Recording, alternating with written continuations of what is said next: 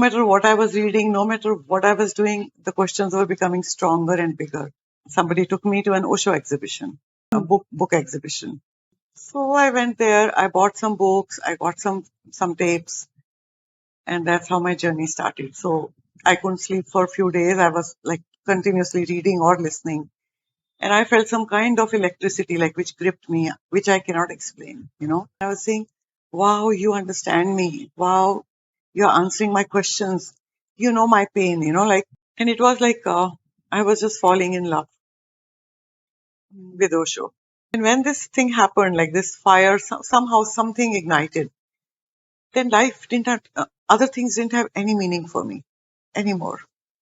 It was, I cannot explain it, what happened at that time, but it was beyond myself, And to others, I was appearing as a really mad person that I am seeking something and I have everything that that a person can ask for, In terms of material. in terms of material, like a good husband and a good family and doting mother-in-law.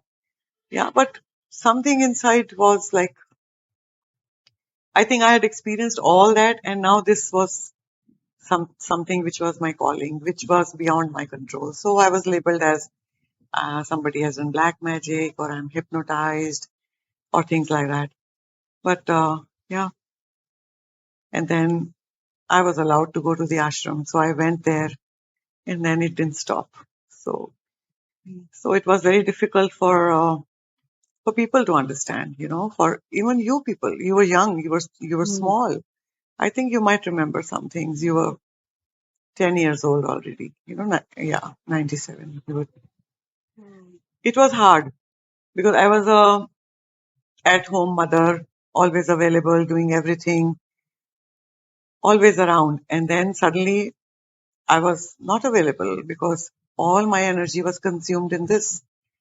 And the fire in me was that I want to go to the ashram. I want to do meditations. I want to experience this path now. And it was not easy. Yeah.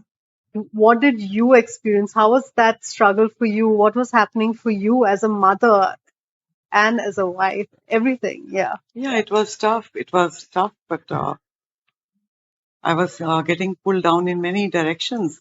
But Master's calling was so strong that it broke all conditionings. It broke all the society values that you are given. Your duties as a wife and your duties as a mother. But at that time, it was a duty. Like you're there, you love your children, but in a different way. But the call was like, it was very tough. It was very challenging. 15 years were very, very tough. And, but something kept on. 15 years of. Like it took, when this whole thing, 97 it started. And 2007 I got the divorce. So those 10 years were the very challenging, the hardest time. But even after that, to put your life together, to start from somewhere and without any financial support, basically putting things together, but still, I think making that life and with the love of Master in the heart. So somewhere I knew that I'm taken care of, but yet all those challenges, everything was there, and there was also pain of everybody else. My own children, your father, your grandmother, because yes, we were a conditioned family. There was a lot of love, but when it broke, things were very difficult for everybody. There was a lot of anger from every side, and there was a lot of guilt in me. Yeah. Yeah. And from what I know, the anger was that, you decided finally that to leave my father. Yes. And the anger for the kids was, why can't you stay together for us? Yeah. So when I look back now with all the work that I have done, I really understand him much more. At that time, I was also angry. I was also reacting. But all this work, all this journey after 2007 till now, this journey, like I'm so grateful for this. I really feel this is my second life after Osho. It's a new life. Like how Osho says when he gives us a name, he says that first was your life when you were sleeping, now is your life when you are waking up step by step. And this is so true. This is really so true.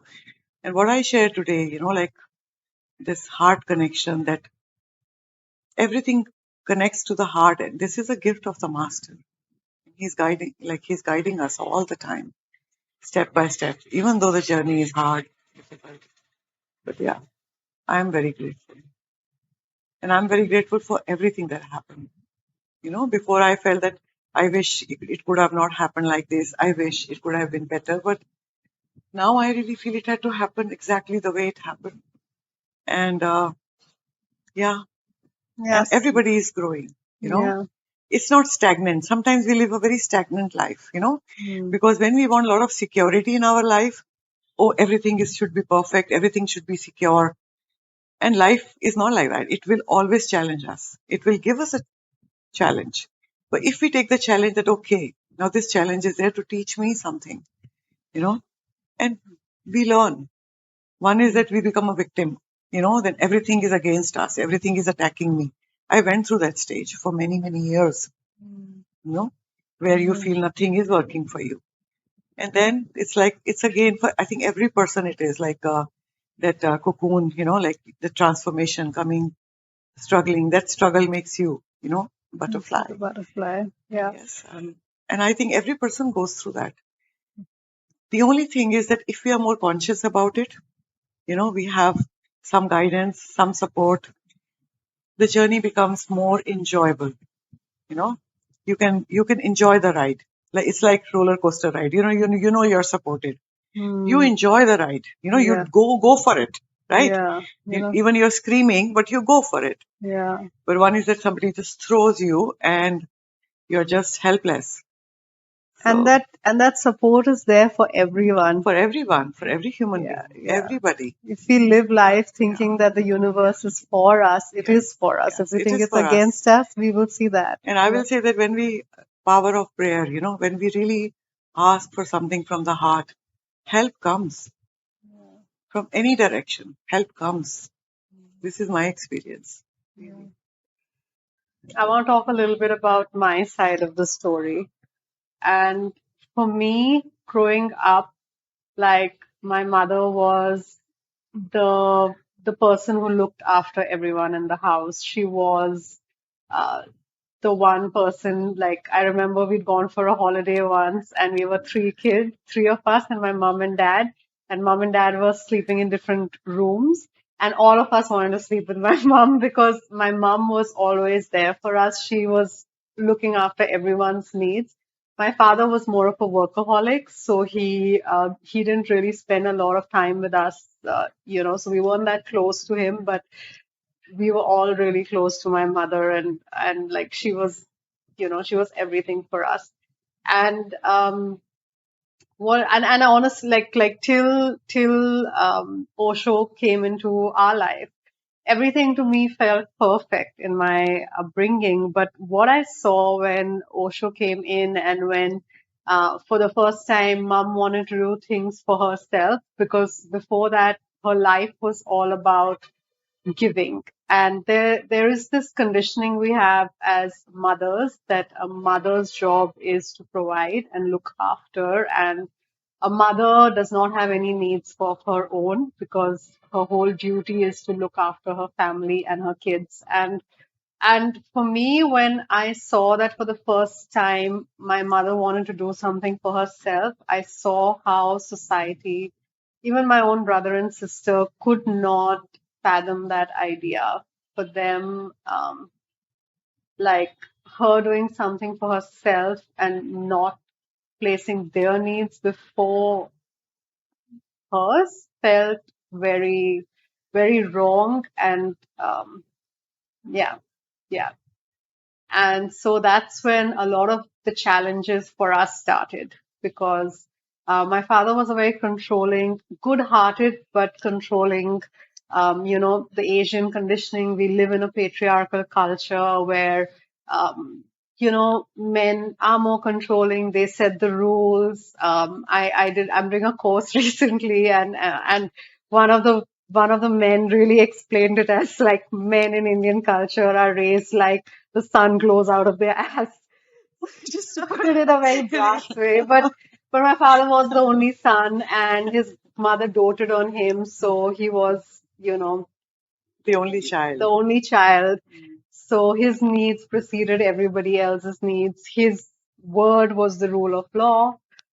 So then, when you almost had someone who had always been very submissive her whole life, speak up and say that I want to, go to this master. I really want to follow my spiritual path.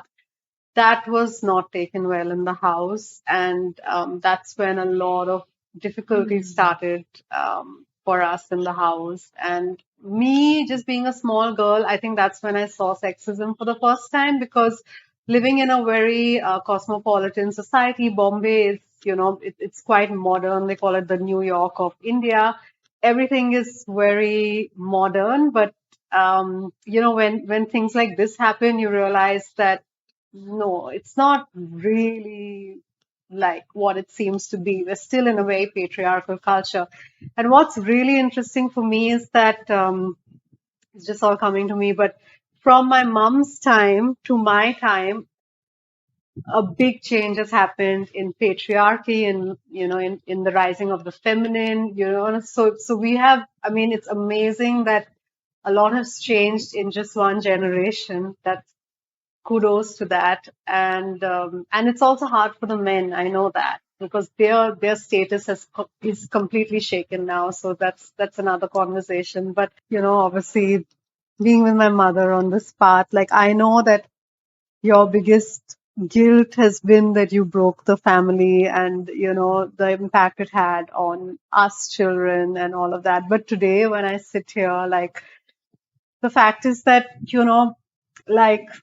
like Osho would say, that marriage is not really an institution which is very aligned with how love flows and works. But just to say that, when you get married, there's this expectation that you have to be with each other no matter what. And especially for a lot of women in Asian conditioning, it's that you deal with it, you stick with it, you make it work no matter what, because society does not like to see broken marriages. And for me as a daughter, like, one of the biggest things really for me, the biggest strength in me, was that you were able to take that courageous step of stepping out of a marriage when you were not happy. And that is a big step for me as a daughter, to see that, okay, if I'm not happy in a marriage, I don't have to stick in it and ruin my life. That I can step out, just like you stepped out. And you stepped out. My mother had never worked a day in her life when she stepped out of the marriage. She had barely any financial backing. She didn't have parents who were wealthy or even alive at the time. Yeah. So when she took this move to step out of the marriage, which was not working for her, that for me, um, it takes a lot of courage. A lot of women are not able to take that courage. And so, that's one thing I'm so proud of, and it has taught me so much and given me so much strength. No, actually, like, what I feel is that if two people can communicate with each other, first of all, like, marriage itself, like, okay, two people come together in a marriage to support each other, to live life together. But something changes, like, we start owning each other, and ownership comes, and we start expecting things from each other rather than contributing to each other and helping each other grow. We start really becoming masters of each other, and especially in a masculine, that's how they have been programmed. Yeah. Patriarchal world, yeah. So if in a marriage two people remain as friends, that they listen to each other, to each other's needs, and they help each other grow, I think it's a very beautiful companionship, where people you can coexist together, co-create together, and Evolve together. Yes. Yeah. Yeah, really. Yeah. Yeah. Yeah, it could be a companionship I where wish that you grow together. I think any relationship is for this only. But when we start destroying each other, harming each other, controlling each other, and literally destroying each other, then you have to take a decision. And it's good for both, not for one. And when we start living with little authenticity, with little clarity, initially it may look like, that, oh my God, heavens have fallen and what has happened. But in the end, it is for the growth of the soul for each and every person of the family. Even those who are holding on to hatred and anger, for them also to be able to process that. And also freedom, that when one person starts living, according to the calling of their soul, that freedom comes to everybody. Mm. Yeah. In the family system, at least, Yeah. yeah. And we've definitely seen that because Yes, now yes. in our Yeah. family, So, through some miracle, everyone is on this path of inner learning, inner discovery. It took mom to take the first step, but slowly it's taken everyone with her.